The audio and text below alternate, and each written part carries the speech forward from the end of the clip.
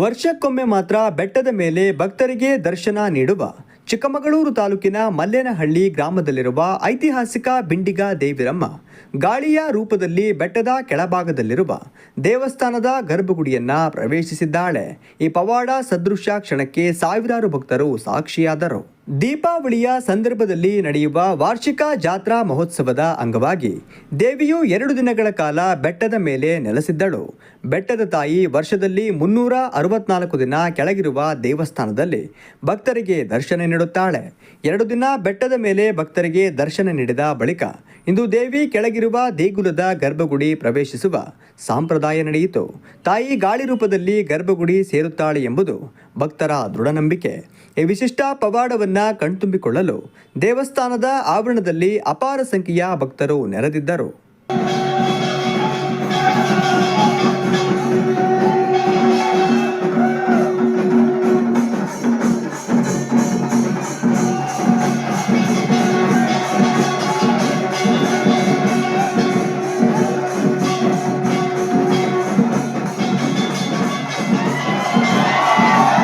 ಅರ್ಚಕರು ಪೂಜಾ ವಿಧಿವಿಧಾನಗಳನ್ನು ನೆರವೇರಿಸುತ್ತಿದ್ದಂತೆಯೇ ಗರ್ಭಗುಡಿಯ ಬಾಗಿಲಿಗೆ ಹಾಕಲಾಗಿದ್ದ ಪರದೆ ತಾನಾಗಿಯೇ ತೆರೆದುಕೊಂಡಿತು. ಪರದೆ ಸರಿದಿದ್ದನ್ನು ಕಂಡ ಭಕ್ತರು ದೇವಿಯೇ ಗರ್ಭಗುಡಿ ಪ್ರವೇಶಿಸಿದಳು ಎಂದು ಹರ್ಷೋದ್ಗಾರ ಮಾಡಿ ಭಕ್ತಿ ಪರವಶರಾಗಿ ಜಯಘೋಷ ಮೊಳಗಿಸಿದರು.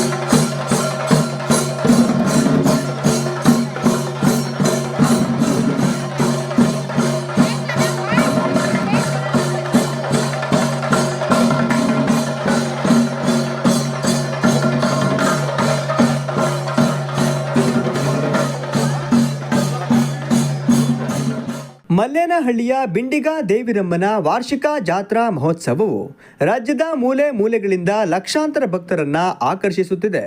ಭಕ್ತರ ನಂಬಿಕೆ ಮತ್ತು ಆಚರಣೆಗೆ ಈ ದೇವಿರಮ್ಮ ದೇವಸ್ಥಾನ ಮತ್ತೊಮ್ಮೆ ಸಾಕ್ಷಿಯಾಯಿತು ಎಂದು ಶಾಸಕ ಎಚ್.ಡಿ. ತಮ್ಮಯ್ಯ ಅವರು ಹೇಳಿದರು. ಈ ಕ್ಷೇತ್ರದ ಎಲ್ಲ ಜನ ಇವತ್ತು ಹಾಜರಿದ್ದು ಅವರ ಸಮ್ಮುಖದಲ್ಲಿ ತಾಯಿಯ ಒಳಗಡೆ ಅವಗಾನ ಆಗಿ ಗುರುಗಳು ಬಸವರಾಜಯ್ಯನವರ ನೇತೃತ್ವದಲ್ಲಿ ಪೂಜಾ ಕೈಂಕರ್ಯಗಳನ್ನು ನಡೆದು ಇವತ್ತು ತಾಯಿಯ ದರ್ಶನ ಇಡೀ ಜಿಲ್ಲಾಡಳಿತ, ಇಲ್ಲಿನ ಎಲ್ಲ ದೇವಸ್ಥಾನ ಮಂಡಳಿ ಅಧ್ಯಕ್ಷರು, ಸದಸ್ಯರುಗಳು ಮತ್ತೆಲ್ಲ ಭಕ್ತಾದಿಗಳಿಗೆ ದರ್ಶನವನ್ನು ಕೊಟ್ಟಿದೆ. ಇಂಥ ಸಂದರ್ಭದಲ್ಲಿ ನಾನು ತಾಯಿ ದೇವಿರಮ್ಮನಲ್ಲಿ ಯಾವಾಗಲೂ ಬೇಡ್ಕೊಳ್ಳೋದಿಷ್ಟೇ, ಇದು ನಮ್ಮ ಪ್ರಕೃತಿಯ ಮಡಲಲ್ಲಿರ್ತಕ್ಕಂಥ ನಾಡು, ರೈತರ ಹೆಚ್ಚಿರ್ತಕ್ಕಂಥ ನಾಡು. ನಮಗೆ ರೈತರಿಗೆ ಒಳ್ಳೆಯ ಮಳೆ ಬೆಳೆ ಬೆಳೆದ ಬೆಳೆಗೆ ಒಳ್ಳೆಯ ಬೆಲೆ ಕೊಡುವಂಥ ಶಕ್ತಿಯನ್ನು ತಾಯಿ ನೀಡಲಿ. ಆ ಒಂದು ಆಶೀರ್ವಾದದಿಂದ ರೈತರು ಸುಖವಾಗಿದ್ದರೆ ಇಡೀ ದೇಶದ ಜನ ಎಲ್ಲರೂ ಸುಖವಾಗಿರ್ತಾರೆ ಅಂತ ಹೇಳ್ತಾ ನಂಬಿ ಬಂದ ಭಕ್ತರಿಗೆ ತಾಯಿ ದೇವಿರಮ್ಮ ಎಂದಿಗೂ ಕೈ ಬಿಟ್ಟಿಲ್ಲ. ಭಕ್ತಿಯಿಂದ ಪ್ರಾರ್ಥಿಸಿದರೆ ತಮ್ಮ ಇಷ್ಟಾರ್ಥಗಳನ್ನೆಲ್ಲ ಈಡೇರಿಸುತ್ತಾಳೆ ತಾಯಿ ದೇವಿರಮ್ಮ ಎಂದು ದೇವಸ್ಥಾನ ಸಮಿತಿ ಅಧ್ಯಕ್ಷರಾದ ಕುಲಶೇಖರ್ ಎಂಎ ತಿಳಿಸಿದರು. ಈಗಾಗಲೇ ನಮ್ಮ ದೇವಿರಮ್ಮ ದೇವಾಲಯದ ದೀಪೋತ್ಸವದ ಈ ವರ್ಷದ ಏನು ಬೆಟ್ಟ ಹತ್ತುವ ಏನು ಕಾರ್ಯಕ್ರಮ 2 ದಿನಗಳ ಕಾರ್ಯಕ್ರಮ ಹೊಸದಾಗಿ ಸರಿ ಮಾಡ್ಕೊಂಡಿದ್ದಾರೆ. 2 ದಿನ ಆದಮೇಲೆ ತುಂಬ ವ್ಯವಸ್ಥಿತವಾಗಿ ತುಂಬ ತುಂಬ ಚಂದವಾಗಿ ಎಲ್ಲ ಭಕ್ತ ಬಾಂಧವರು ಯಾವುದೇ ಒಂದು ಅಡ್ಡಿ ಆತಂಕಗಳಿಲ್ಲದೇ ಬೆಟ್ಟದ ತುದಿಗೆ ಹೋಗಿ ದೇವಿಯ ದರ್ಶನ ಮಾಡ್ಕೊಂಡು ಬಂದಿದ್ದಾರೆ.